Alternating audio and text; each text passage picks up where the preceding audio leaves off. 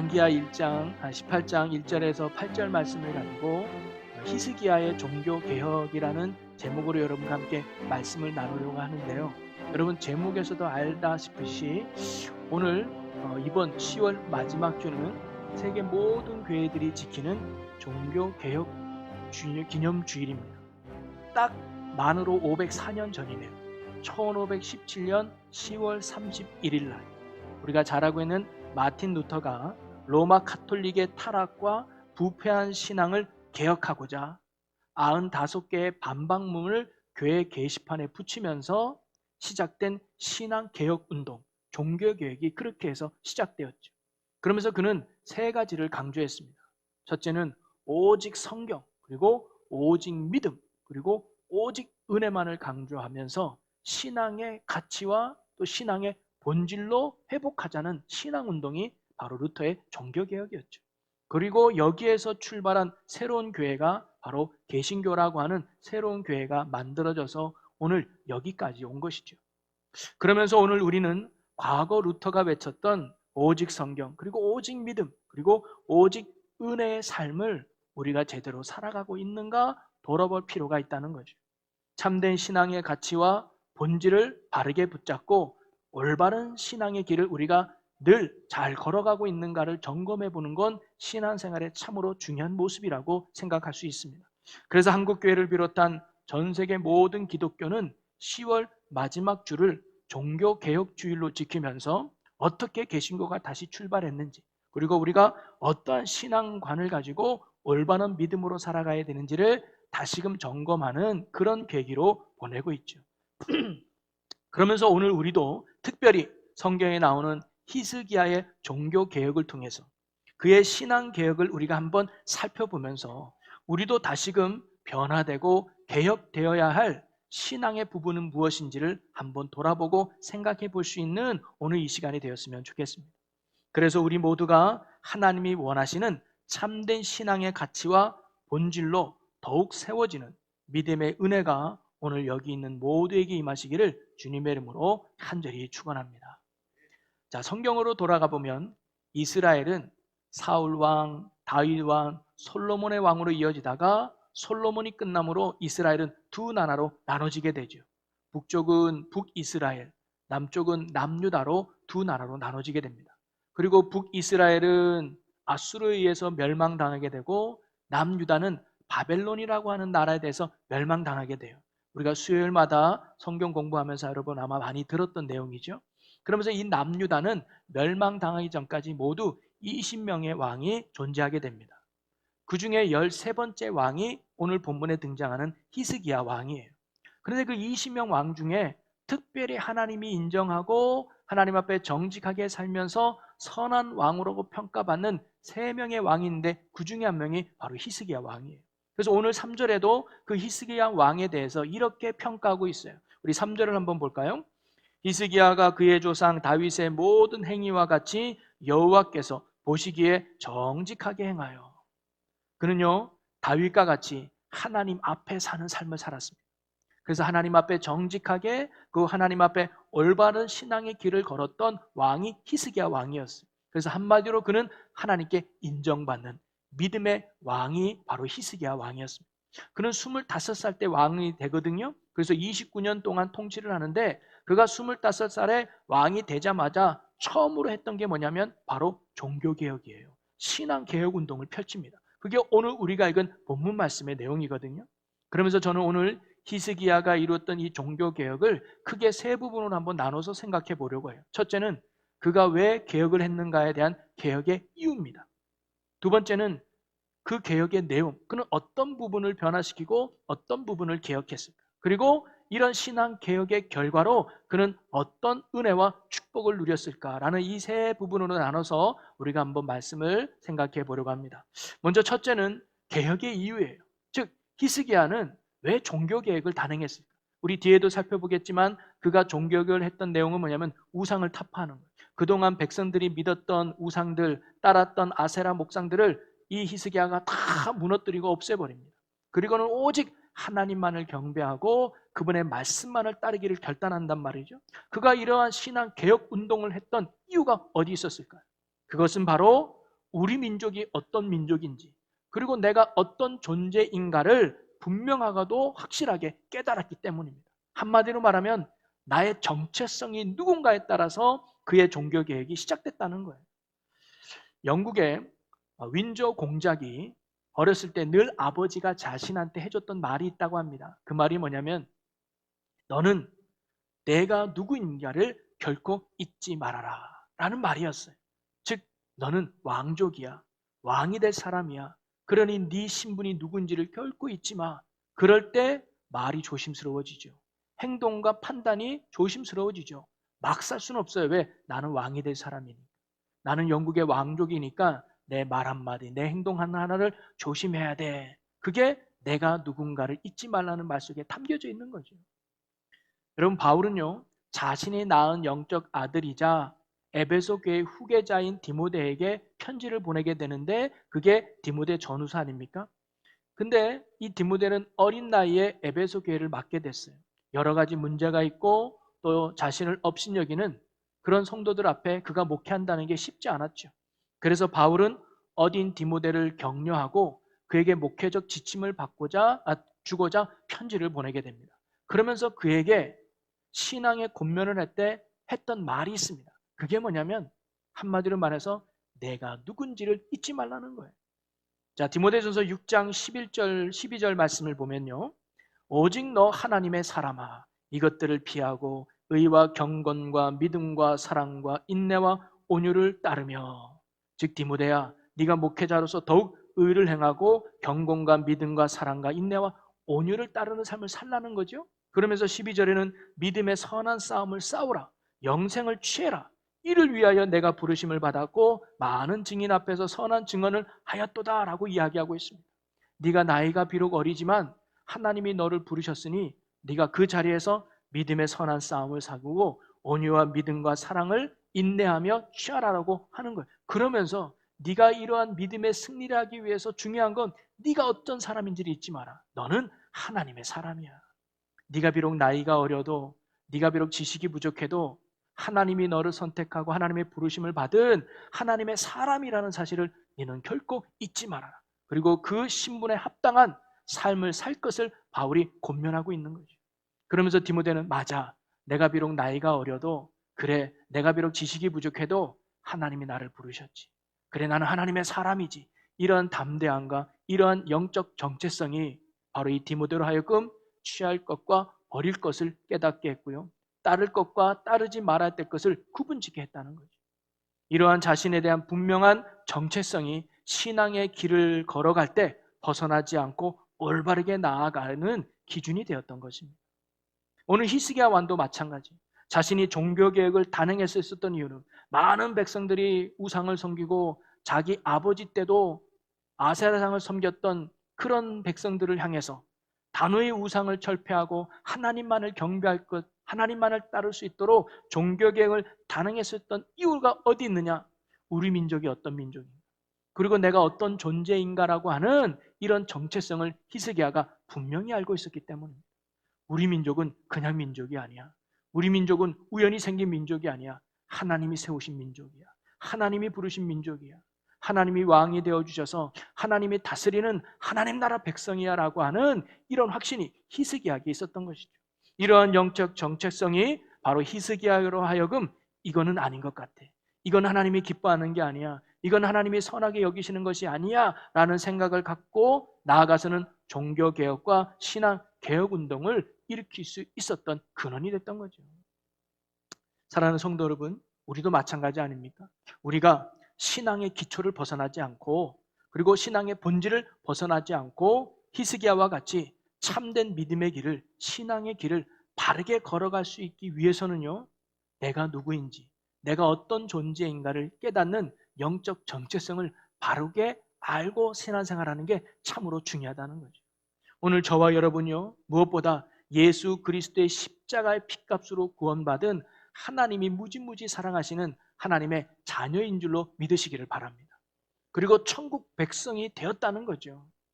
하나님이 우리의 아버지가 되어주십니다. 하나님이 우리의 선한 목자가 되어주시고 하나님이 우리의 왕이 되어주셨어요.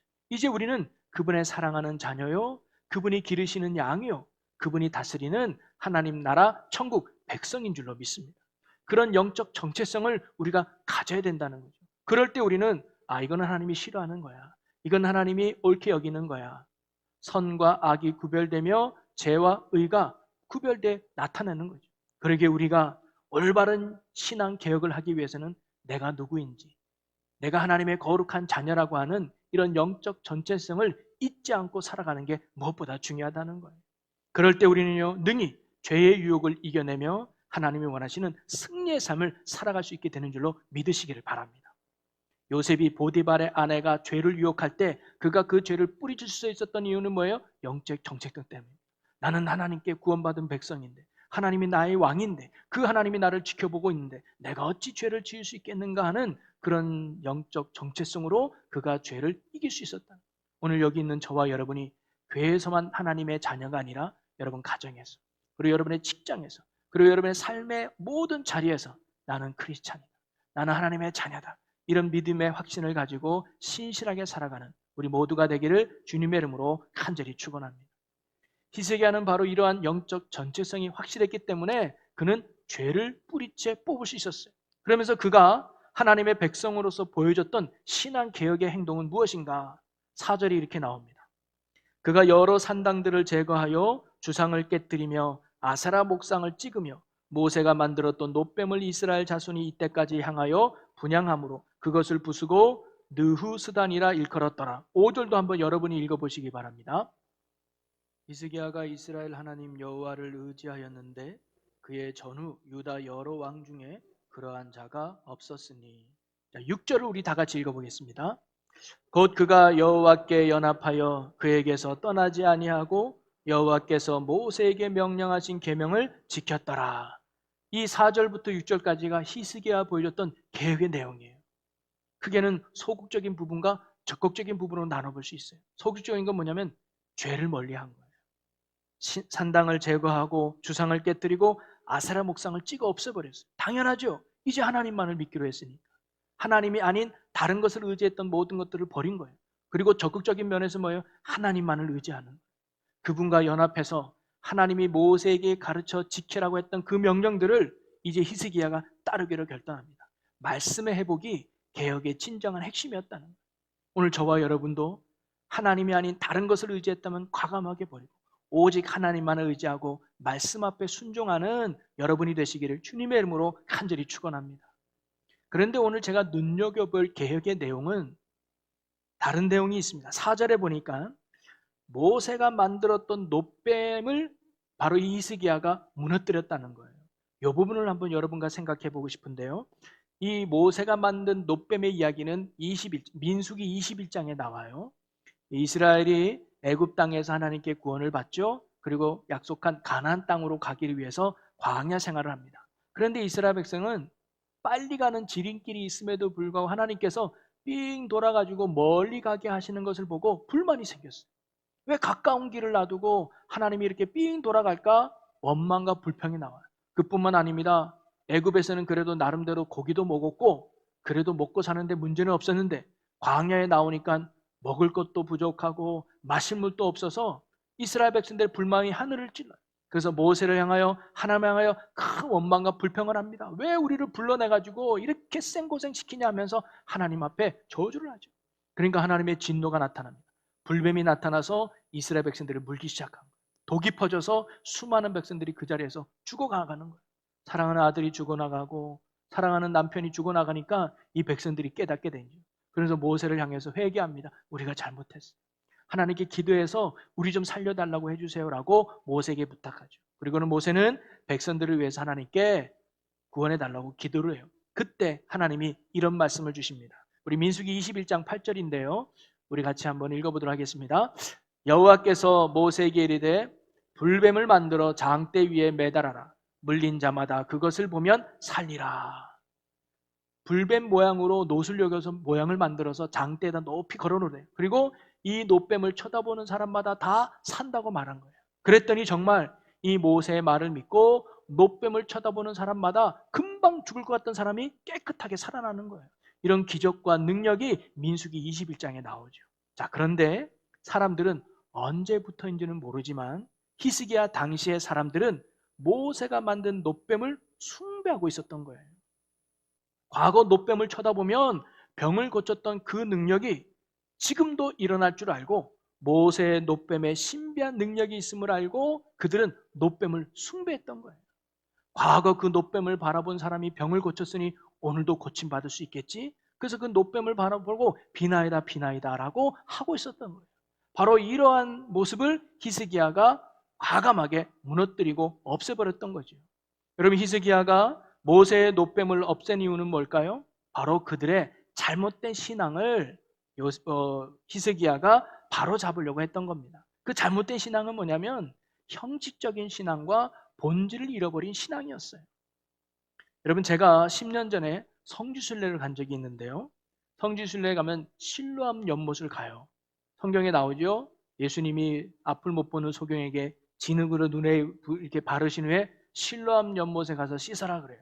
그러면 그 사람이 실로암 연못에 가서 눈을 씻으니까 이 눈이 깨끗하게 보여졌던 그 사건의 중심지인 실로암 연못을 간 적이 있는데, 어떤 분이 그 실로암 연못에다가 물통 있잖아요, 물통을 가져와서 그 물을 담아요. 그러면서 가지고 간대요. 왜냐? 신비한 물이니까. 이 물로 소경이 눈을 떴는데 나도 이 물을 가지고 몸에 좀 바르면 피부병이 낫지 않을까? 이런 기대감을 가지고 그 물을 떠가는 사람들이 있었다는 거예요. 그때 가이드가 뭐라고 말했느냐? 여러분, 주제 파악 좀 할 줄 아십시오 그러는 거예요. 뭐냐면 이 물이, 즉 실로암 물이 그 소경의 눈을 뜬 게 아니라는 거죠. 이 소경의 눈을 뜨게 한 건 예수 그리스도의 능력이지 결코 이 물이 아닌데, 우리는 물이 능력이 있는 줄 알고 착각한다는 거예요. 과거 이스라엘 백성, 즉 히스기 왕 때 백성들도 동일한 생각이에요. 놋뱀이 자기를 고치는 줄 알아요. 근데 그게 아니에요. 놋뱀을 쳐다보면 산다라고 말씀하신 하나님이 고쳐주시는 거였단 말이에요. 놋뱀은 수단이고 방법일 뿐이었어요. 진정한 치료와 구원은 바로 하나님께 있다는 거예요. 그게 신앙의 본질이란 말이죠. 여러분, 혹시 우리도 당시 이스라엘 백성들과 같이 본질을 잃어버리고 형식에 빠져서 하나님 앞에 올바른 신앙을 벗어버리며 껍데기적인 신앙생활하는 모습은 혹시 없는가? 오늘 이 아침에 돌아볼 수 있는 시간이 되었으면 좋겠습니다. 우리도 신앙생활할 때 주제 파악을 잘해야 된다는 거죠. 본질이 무엇인지를 잘 알고 신앙생활을 해야 된다는 겁니다. 본질을 놓치면 우리도 당시 사람들과 같이 아무런 능력도 없는 엉뚱한 놋뱀만을 붙들고 의미 없는 신앙생활을 우리도 할 수도 있다는 거예요. 여러분, 신앙의 본질은요, 결코 형식이나 틀에 있는 게 아니라는 거예요. 우리가 예배를 드릴 때도 예배 본질이 뭘까요? 몇 시 예배를 드려야 되냐? 순서가 뭐냐? 그리고 예배는 뭐 몇 번 드려야 되냐? 이런 게 예배의 본질이 아니라, 예배의 본질은 예배 받기 합당하신 하나님이 예배의 본질이라는 거예요. 우리의 예배가 하나님과 아무런 상관이 없다면 그것은 예배가 아니라 그냥 종교 행사일 뿐입니다. 우리가 예배를 드려도 예배의 본질은 바로 이 예배를 받으시는 하나님께 있다는 거예요. 예배의 대상이 바로 예수 그리스도라고 하는 이 본질을 우리가 결코 잊어서는 안 돼요. 찬양을 할 때도 얼마나 멋지게 찬양하느냐가 본질이 아니라 이 찬양을 받으시는 하나님께 온 마음 다해 드리는 것이 찬양의 중요한 요소라는 거예요. 여러분, 신앙의 본질은 어떤 직분을 갖고 있느냐도 아닙니다. 내가 어떤 직분을 가지고 있느냐도 신앙의 본질은 결코 아니죠. 내가 어떤 직분을 맡았던 그 자리에서, 그 역할에서 주님이 나를 부르시고 세우셨음을 믿고 그 주님을 위해서 애쓰고 수고하고 헌신하는 충성된 모습이 신앙의 본질이라는 거예요. 주를 위해서 헌신하지도 않고 수고하지 않는 그 어떤 직분도 아무런 의미가 없다는 겁니다. 우리가 하나님 앞에 갔을 때 너 목사냐? 너 장로였냐? 네가 권사였냐? 이 직분으로 하나님이 우리를 결코 평가하지 않습니다.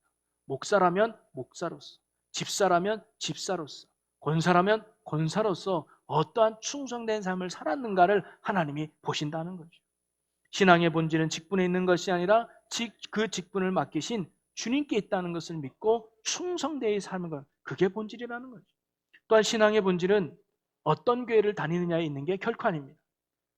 감리교냐, 장로교냐, 순복음교냐, 역사가 오래된 교회냐, 개척교회냐, 어느 교회들 다니느냐가 중요한 게 아니라, 물론 좋은 교회는 신앙생활에 큰 도움을 얻는 건 사실이지만 교회 자체가 신앙의 결코 본질은 아니라는 겁니다.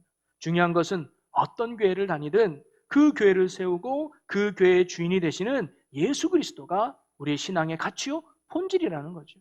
그러니 여러분 결코 예수님을 잃어버리거나 예수님을 놓치지 않는 껍데기 신앙, 형식적인 신앙이 되지 않기를 주님의 이름으로 간절히 소망합니다.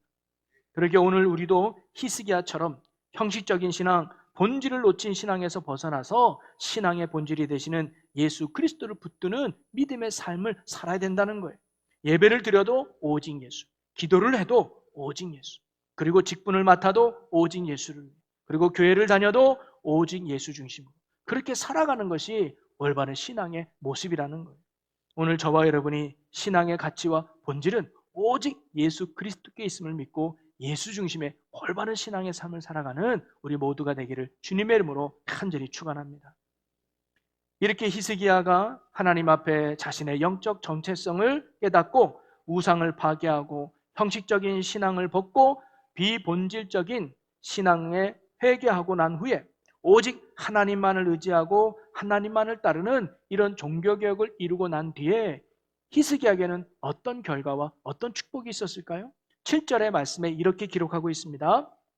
7절 보니까 여호와께서 그와 함께 하시매. 아멘. 바로 하나님은요 이처럼 영적 정체성을 가지고 죄를 멀리하고 하나님 중심으로 바로 선 히스기야와 함께 하셨다는 거예요. 여러분 이 세상에 가장 큰 복 중에 복이 있다면 하나님이 함께하는 거 아니겠습니까? 믿으시죠? 하나님이 함께하는 그거보다 더 큰 복이 어디 있어요? 여러분 하나님이 어떤 분이에요? 창조주가 되시고요 전능자가 되시고요 모든 것을 주관하시는 하나님이에요. 그 하나님이 오늘 나와 함께 하신다? 두려울 게 뭐가 있을까요? 그 하나님이 오늘도 나와 동행하신다? 두려울 거, 근심, 걱정 다 맡기고 하나님이 일하시지 않겠습니까? 오늘 히스기야와 함께 하셨던 하나님이 동행하심이 오늘 여러분에게도 있기를 주님의 이름으로 간절히 축원합니다. 여러분 히스기야에게 하나님이 함께하니까 구체적으로 어떤 축복이 있는가? 오늘 본문 말씀 보니까 두 가지 축복을 이야기해요. 하나는 뭐냐면 형통의 축복과 회복의 축복이에요. 자, 7절 중반에 보니까 그가 어디로 가든지 형통하였더라. 여러분 만사형통이란 말 들어봤잖아요. 형통이라는 말은 뭐냐면 막힘없이 모든 것이 술술술 풀리는 걸 우리가 형통이라고 말하잖아요. 히스기야에게 하나님이 함께하니까 그가 계획했던 것, 그가 원하는 것이 잘 이루어지는 거예요. 막힌 것이 있다면 뚫어지고 닫힌 것이 있다면 열어지고 묶인 것이 있다면 풀어지는 이런 형통의 역사가 바로 히스기야에게 임했죠. 네, 하나님의 은혜와 능력 때문에 말입니다.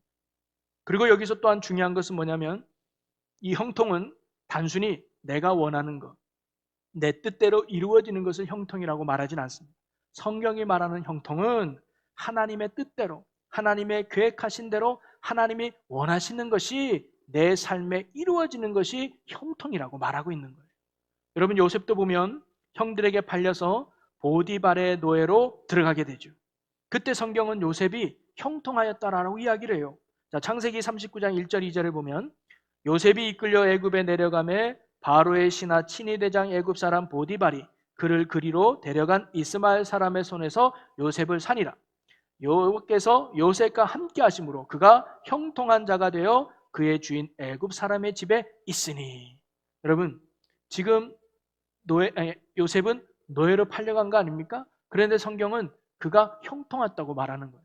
요셉은 결코 노예를 꿈꾸거나 노예를 원하지 않았어요. 그런데 노예로 팔려간 요셉의 삶을 성경이 뭐예요? 형통하다고 이야기한 거예요.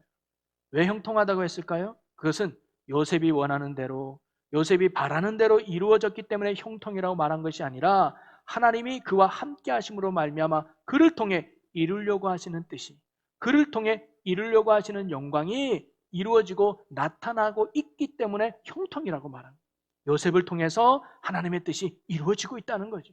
그래서 우리가 알다시피 나중에 요셉이 애굽의 총리가 되어 많은 생명을 살리는 구원의 도구로 쓰임받고 있지 않습니까? 여러분 오늘도 하나님이 함께하는 자에게 하나님의 뜻 가운데 이루어지는 형통의 축복이 임한다는 사실이죠.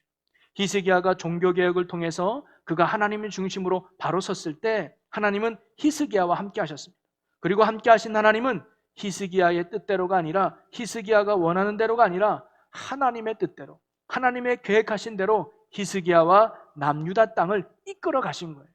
그래서 그 결과 아수르 왕을 배반하여도 보복당하지 않고 오히려 아수르와의 싸움에서 승리케 하심으로 하나님의 위대함을 드러내는 거예요. 하나님이 함께하는 민족이 어떤 민족이고 하나님이 이끄시는 민족이 어떤 민족인가를 바로 히스기야를 통해서 하나님이 나타내 보이셨던 거죠. 그리고 또 하나 하나님의 축복은, 하나님은 블레셋에 빼앗겼던 땅을 되찾게 하셨습니다. 자, 8절 말씀을 보겠습니다. 그가 블레셋 사람들을 쳐서 가사와 그 사방에 이르고 망대에서부터 견고한 성까지 이르렀더라. 아버지 시대 때 블레셋에게 빼앗겼던 그 땅을 하나님께서 뭐예요? 다시 되찾게 해주신 거예요. 이게 뭐예요? 회복의 역사를 하나님이 베풀어 주신 거죠. 사랑하는 성도 여러분, 저는 히스기야에게 임한 이런 하나님의 축복이 오늘 이곳에 모인 여러분에게도 임하기를 주님의 이름으로 간절히 소망합니다. 무엇보다 히스기야와 함께 하셨던 그 하나님이 오늘 여러분과도 함께 하시기를 바랍니다.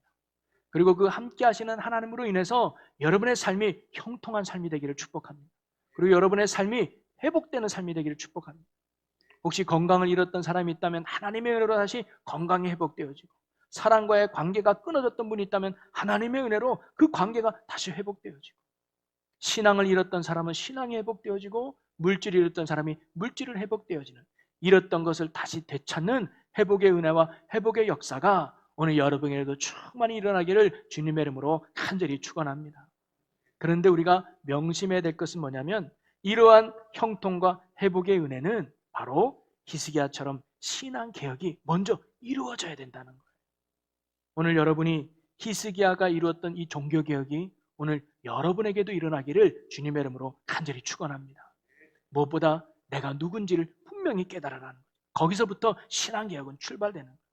야, 내가 이렇게 살면 안 되는구나. 이건 하나님이 원하는 삶이 아니구나. 내가 그래도 하나님의 자녀인데, 내가 그래도 집사인데, 내가 그래도 목사인데, 내가 이렇게 살아서 되겠는가라고 하는 영적 정체성을 바로 확립할 때 우리는 주님이 원하는 길을 살아갈 수 있는 거예요. 그리고 혹시 오늘 히스기야가 개혁했던 것처럼 형식적인 신앙, 비본질을 붙잡았던 껍데기적인 신앙의 모습이 있다면 오늘 이 시간 회개할 수 있는 우리가 되면 좋겠습니다. 참된 신앙의 가치와 본질이 되시는 예수 그리스도를 온전히 붙잡고 예수 중심의 신앙으로 살아갈 수 있는 우리 모두가 되기를 주님의 이름으로 간절히 소망합니다. 예수가 온전히 나의 생명 되시고, 예수가 소망 되시고, 그리고 예수가 나의 유일한 능력이 되심을 믿고 언제나 오직 예수의 가치로, 오직 예수의 은혜로 살아갈 수 있는 저와 여러분 모두가 되시기를 주님의 이름으로 간절히 소망합니다. 여러분, 그럴 때 히스기야에게 하나님이 함께 하셨던 것처럼 이런 믿음의 사람에게 하나님이 함께 하지 않을까요? 하나님이 함께 하실 때 우리의 삶은 형통한 삶이 될 것이고, 우리의 삶은 회복의 삶이 될 줄로 믿습니다. 오늘 우리가 이 시간 함께 오늘 말씀 붙들고 짧게나마 우리 간절히 결단하며 기도했으면 좋겠습니다. 할렐루야. 사랑과 은혜가 풍성하신 하나님 아버지, 우리들도 깨어져야 되고 부서져야 될 연약함이 많이 있습니다. 오늘 히스기야의 개혁된 신앙을 본받아서 우리도 우상을 섬겼던 것을 깨어부수고 잘못된 형식적인 신앙, 껍데기 신앙을 회개하오니 참된 가치와 본질이 되시는 예수 그리스도만을 붙들고 예수 안에 살아가는 참 믿음의 성도들이 되게 하여 주시옵소서. 그리하여 언제나 함께 하시는 하나님의 능력과 은혜로 말미암아 우리의 삶 속에서 하나님의 뜻이 이루어지는 형통의 삶이 되게 하시고, 잃었던 것을 되찾는 회복의 역사가 우리의 삶에 일어나서 하나님의 위대함을 드러내는 영광의 삶이 되게 하여 주시옵소서. 감사와 영광을 주께 돌리며 예수님의 이름으로 기도하옵나이다. 아멘.